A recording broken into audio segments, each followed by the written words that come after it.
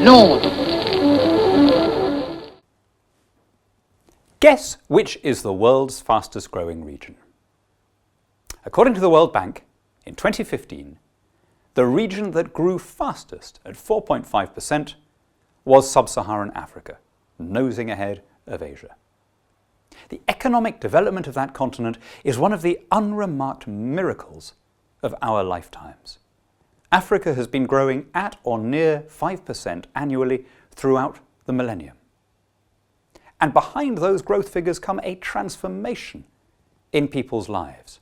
Whether you measure literacy, longevity, infant mortality, female education, on almost every statistic, life is getting better. Of course it's patchy.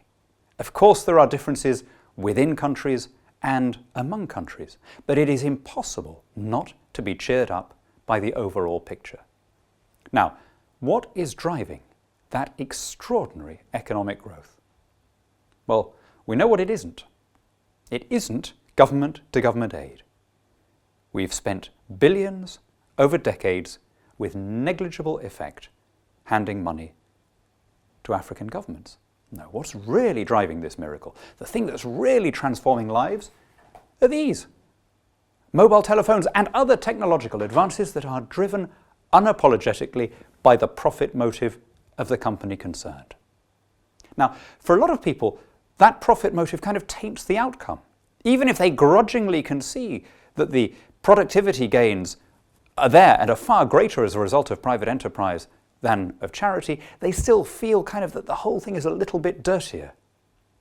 They say, we should put people before profits. Now, that's one of those rather silly phrases, isn't it? I mean, break it down. People before profits.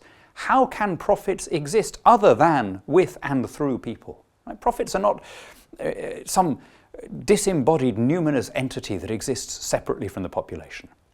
When we talk about GDP growth, about profit, about wealth in Africa, we're talking about people having access to clean water, to smallpox vaccines, to electricity, to education for their kids, to bicycles. Right? Unless you have tried to live without these things, don't be snotty about putting profits before people.